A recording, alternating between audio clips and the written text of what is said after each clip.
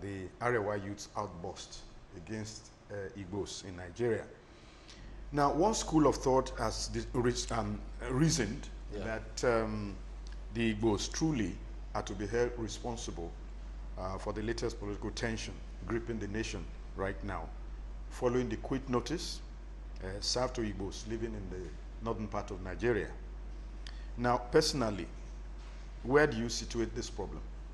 Well, I think that's a skewed set of judgments to say the Igbos are responsible for the quit notice by the Arewa youth. In what sense? What did Igbo do to Arewa? Igbos are business people who make money on a daily basis. If they say on this particular day we are sitting down at home to remember our fallen heroes and to say that we are not happy with the state of Nigerian Union, how is that a crime? Did they touch anybody? Did they ask anybody to quit their territory? Is the right to self-determination not enshrined in the United Nations conventions? The Arewa youth are not now saying that there's right to self-determination. So what crime did they commit? By saying that we are sitting at home. Let me tell you, one of the reasons the Arewa youth gave in a letter they sent to the acting president, they said one of the reasons they are doing what they are doing, or they did what they did, is what they call the historical antecedents. And they call it treacherous historical antecedents of the Igbos against the unity of Nigeria, which according to them, they are beginning to manifest all over again. Well, I think it's because we have all surrendered to the political superiority of these Arewa people that we are talking this way. If Yoruba youth get up today and issue quit notice to Arewa in Yoruba land, we will be doing this analysis. If any other group in this country have done what they have done, would they not be under lock and key now? What did Nandi Kanu do? What did he do? Sorry, what did he do? Yeah. That put him in detention for almost 2 years. So I think really what we are doing is this one-eye magistrate. Once it's Arewa that's doing it, it's okay. Once it's another group, it's not good. It's crime. It's crime. Look, it is treasonable for a group. If it's the Igbos that have said that all Hausas should leave their land today, we will take the same position that they have no such rights. And you see what has happened. After they made the threats, the governor of Kaduna said they should go after them. IG said they should go after them. Read about this morning. People like Junamo are still telling you that if they arrest the Arewa youth, there will be crisis. Okay. So even their letter to the acting president, they are still telling that all the meetings is holding is waste of time. And we are all wringing our hands because the Arewa are issuing threats. So yeah, because the Arewa now, all of us have to be in jitters to be begging them. Now they gave evidence of that historical treacherous antecedents, and they also went on to say that the Igbo leaders have kept quiet over the disruptive activities of IPOB, MASOB, even another pro-Biafra organizations. After the Arewa youth made their threats, I hope you not fail to notice that Northern Leaders Forum have backed the Arewa youth. Arewa Consulting Forum, even when they made a tongue-in-cheek condemnation of the Crusaders, said that we can identify with the frustrations of our youth. A lawmaker from Kano has backed them. Junai Mohammed has backed them. Kwakwaso has backed them, saying that, in fact, Kwakwaso said that anybody that called for their arrest are not patriotic citizens. So clearly, the Arewa youth, they are like the butterflies that you see dancing on the surface of the water. Definitely the drama is under the waters. And in their last letter to Shibajo, they made it clear they are speaking for the whole of the North. And nobody, not one of the others today has come out to say that they are not speaking for us. So why would we deceive ourselves? Now, The crisis seems to have reached a boiling point now. Yeah. And you will agree with me that this is not just starting yesterday. No. It's been brewing over the years. Yes. And all this while, none of our leaders, South, Southeast, North, Southwest, not even the international community, including religious bodies, did anything to douse the tension, to clear the air, and to ensure that we don't get to this point. No, that would be wrong. To say that we have, why did you go to the 2014 National Conference for 3 months to prefer solutions? Go and read that report. There is nothing that's happening in Nigeria today that report did not touch. Somebody will even tell you it was too late in the day. Well, since 1966, in fact, since independence, before independence, there's a particular group in this country that have been insisting that you cannot put this country right. Every attempt to say that let us put this country right, it's always resisted. In 1967, Obafemi Awolowo wrote a book titled Thoughts on the Nigerian Constitution. On page 52 of that book, Awo said, any attempt to run Nigeria on the basis of unitary system will be productive for discontent, disharmony, fighting among the people, and that the old administrative machinery of government will come under a halt because of bureaucratic centralism, except we get superhumans to run the affairs of Nigeria. So that was since 1967, 50 years ago. Awolowo was warning us. That's where we are today. And over the years, I remember in 1999, 2000, I think, yes, Obasanjo called a meeting of leaders across Nigeria from the zones, geopolitical zones. Abraham Adesanya led us from Southwest to go to that meeting. And what Obasanjo was asking was that the things are not right in the country. What should we do? It was the East that spoke first by Professor Ben Wabuzi, saying that we are running on a wrong structure. We must get proper structure for this country. Let's restore. In fact, today when you say restructuring, it's own long grammar. What we are saying is that restoration. Restore us to where we were before the military struck in 1966, independence constitution, best exemplified by the 1963 Republican Constitution. After I finished, Adesanya said, we endorsed what Wabuzi had said. Middle Belt spoke the same vein. South, Ike Clark spoke the same vein. Then they talked to Northwest and Northeast. They said, oh, we didn't know that this was we are coming to discuss. We have to go back home and consult. Till today, they are still doing consultation. But then, when you said people were asking for us to go back, to those old days. Yes. Is it not like winding the hand of the clock backwards? This is the 21st century, for goodness sake. How are we sure, with all the modern trends across the world, that those old past will fit into the present? What you are talking about, what worked and what's not working? Well, circumstances of those times are not exactly the same. What has changed? It's the same land space. Look, let me tell you, that was the era in which, based on cocoa produce, Western Nigeria, we had the first television station in Africa. 2 years after they started watching television in Britain, and before they started watching television in Southern France, we built Cocoa House, Liberty Stadium. In one day, the Western region enrolled 500,000 pupils in schools. Free education. Many of those people today, their children are now professors. And then we moved, and that era saw what the East was doing with palm oil. What the North was doing with granules, the granule pyramids. The North was exporting tons and tons of granules. Then we changed all that. 50 years after, what have we achieved? Where's the cocoa house that we have built in the West in the last 50 years? Where's the last day we have built in the last 50 years? We are talking about what's not working. And I say go back to what worked for us. Okay. Recently, a new angle was brought into the entire scenario, Yeah.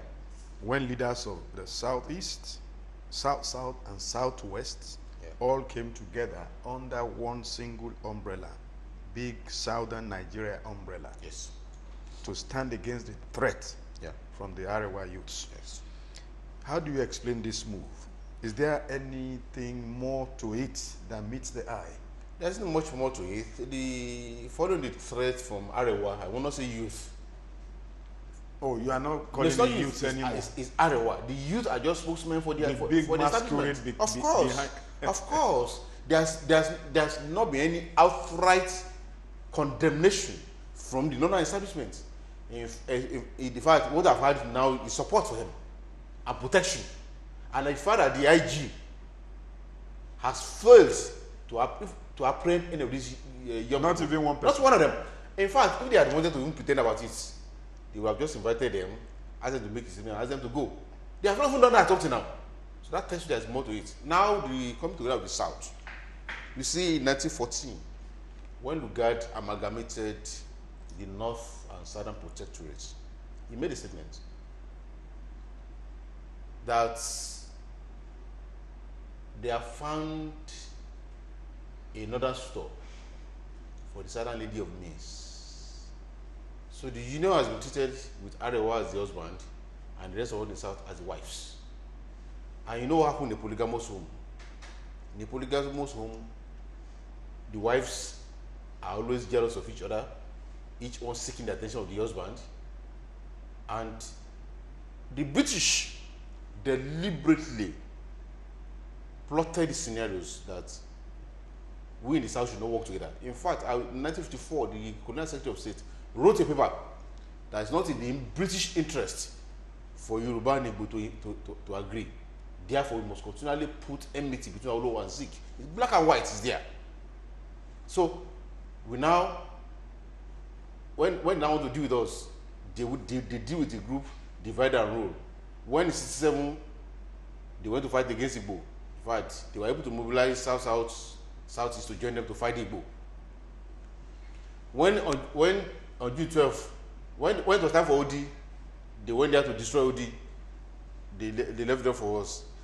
During June 12, it was Yoruba turn. For 5 years, they put us under siege, killing our people on the street, killing all our prominent people. Abiola died in prison. His wife was killed on the streets. Igbos left Lagos, thinking that, oh, it's now the turn of the Yoruba. They too should now face their own, like we faced on the Civil War. Now, we are coming to the decision that how long shall we continue this? To allow each side force to be decapitated, when they finish one, they go to the other. Why we are waiting for our own turn?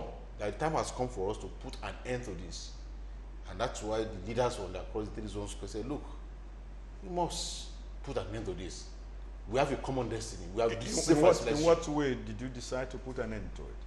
We have to put the way we have tried to put an end to it is to now insist now that we are joined together in this Nigerian slavery and must get out of it together.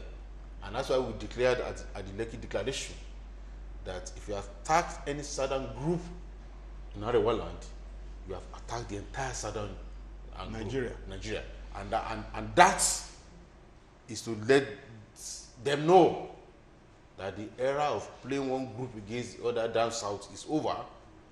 Let us come together as Nigerians, north and south, to agree on our terms of existence, how we want to live together. And if they are saying that they can no longer live with the section of the south, then let all of us come together and agree how to peacefully destroy the union, dissolve the union, so that everybody can live in peace. But we don't want, the way they are going now, they are driving us towards Yugoslavia. We have been fighting war, killing ourselves. We don't want to see blood. That if you think that you can no longer live together with any section of the south, then let us do Czechoslovakia. Dissolve peacefully, not in violence. The canons of this world and its people, Yes. where are they in this particular southern agenda, all southern agenda? I mean, is Kanu going with you and his people? We are in this alliance. We are talking with Kanu's elders. Oh, you are talking over and above his head. we are talking with elders. I mean, do you expect Ike Clark, Adebanjo, the South, Fashionati, Osfall, and the rest of them to say it's at the level of Kanu they want to relate? No.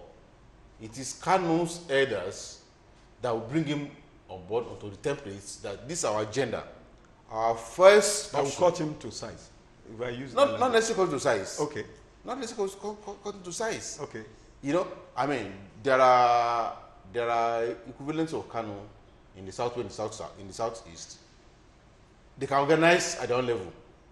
But what we are talking now, we are talking about statesmen from across the 3 zones coming together to say that, look, these are joint position on these matters, and to insist that our first option is to restructure Nigeria and let every section of Nigeria live in happiness, live their civilization. But if a section of the country is saying that no, we don't want to leave the section of the south, then the rest of the south will not be comfortable with what is left of that union, and that it is better we sit down and agree on peaceful dissolution. Because in any case, it's not as if we agreed to come together in the first place. That it was the British who brought us together. Not that we wrote letters to ourselves. We had terms of this living together. We were amalgamated by force. And if, as I also have said that, okay, we should move beyond amalgamation. We should now move towards national integration. Let us agree among ourselves the terms on which we are going to live together. But the section of the country said, no, we cannot. Nigeria is indissoluble. It's not negotiable. So if we are saying that instead of fighting wars, if we cannot live together on the basis of federalism and restructuring, then let us dissolve peacefully, not through fighting. The President, Commander-in-Chief of the Armed Forces, General Muhammadu Buhari, I don't know whether to say fortunately or unfortunately, but the fact remains that he is not on ground at a critical time like this. Sure. To you, does it really matter if he's around or not? Well, I would have wished that was hale and healthy and the country at this moment. Why? Yes, because we would have been able to see where he stands on these matters. Don't forget that for the past few years, Fulani herdsmen have been causing rampage, killing people, violating lands, raping women all over the country. And there's not been any decisive word from the federal government, which many people have interpreted as supporting what these people are doing. So it would have been good to have the president of the country at this time, at a time like this, and to see what his reaction would have been to the quit notice being issued by Arewa youth to a section of the country. Because when you see it now, from the letter, if you read in between the lines, the letter the Arewa youth wrote to the acting president, they are telling him that you are wasting your time, you are not in charge. It's very clear in the letter. Now, when you say you will have wished Yeah. President Buhari himself to be Yes, on ground, yes, to be able to hear him out, yes, what he thinks on some of these things. sure. Are you then saying, from what the acting president has been saying, is not conveying the mind of the president? Well, I would have thought so. well, That what he's saying, there's President Buhari saying it. There's no way to say now that it's Buhari that's saying it. Really? Oh yes, because we have also read reports. He's still the boss. We've read reports in the media, which has not been denied, that since the president left our country 49 days ago, they've not had any communication. And the presidency has not denied that. Okay, let me ask you your assessment of the acting president's approach to this whole matter. Well, first of all, I must commend him for making efforts, not to pretend that nothing's happening. He's been at least kind of proactive in terms of holding meetings with different sections of the country. He met at Arewa, met with Igbo, met traditional rulers and the rest of them. But unfortunately, I think what's happening at the moment can be described as a fire brigade approach. So he's doing pano. Whereas We have not gone to the roots of the crisis. And in any case, even the whole attempt to reduce it to Igbo versus Arewa is wrong. Because what is happening between Igbo and Arewa at the moment is a manifestation of a lack of nationhood, the nationality question in Nigeria, which we have not resolved. So, holding these staccato meetings, waste of time, you call it? It's not much. It's not much of any help to the situation. We have not addressed the issue. We are just doing fire. We are just doing fire brigade, palliatives. We have not gone to the root of the crisis. And social scientists have said a social crisis is not resolved either by denying its source or pretending it's not there. So we are doing something now, but we are not doing the right thing. But I don't know whether the acting president has sufficient authority really to go to the root of that, because the real owners of the power are insisting that we cannot discuss nationhood. Are you one of those who see the Arewa youth's latest outburst as an empty threat? That is just an act of youthful exuberance? I'm not one of them. When you look at the wordings, especially even their last letter to the acting president, you see the signature of the best of their diplomats, their international consultants. Those words are not those words of those youth. We know many of them. Many of them are barely literate enough to string good sentences together. And like I said earlier on, the butterfly that's dancing on the surface of the water, the drummer is beneath the waters. How do you, for them to go? They didn't go to any dingy hotel or one street corner. They went to Arewa house to have their first press conference. And you're telling me that they are not being supported from the highest quarters of Arewa level? They are just using them as the messengers. The message is not theirs. And so, I don't subscribe to the view that usual exuberance and the rest. It's not so. It's a serious matter. They are acting for the Arewa establishment. With the turn of events, yeah, and the unfolding scenario, yes, and especially if the needful is not done by the authorities, yeah, what do you see happening? There's fire on the mountain. Except President Buhari returns to this country today and talk directly to these people, because he's the only one that can talk to them today, and yet he's not here. Let nobody think. You cannot talk to them from London? He has not spoken to this for the past 49 days. We've not had anything from him. The last time he went, you were seeing photographs. We have not seen anything now. So, if he returns to the country today and he makes a broadcast and he speaks directly to these people, but to think that these palliative meetings we are holding in Abuja, where they are even writing to the acting president to say that you are wasting your time, we will resolve the matter. We are sitting on a keg of gunpowder. Do you foresee a coup d'etat? After all, we've been hearing about rumors of it, even directly from military quarters. Well, there's a school of thought that I don't say that all these quit order and the rest of them coming after the chief of army staff blew the whistle of a policy of a coup. There are people who are seeing a link between the two. That it may seem, and I think the Southern Youth Conference had made that point sufficiently when they said that it may seem that the Arewa youth are waiting the grounds for a military takeover, so that when it starts when they start the program against the Igbos, the military can now come and say, "Oh, civilians can no longer handle the situation. We have to step in to save the republic." And they are also saying that will be motivated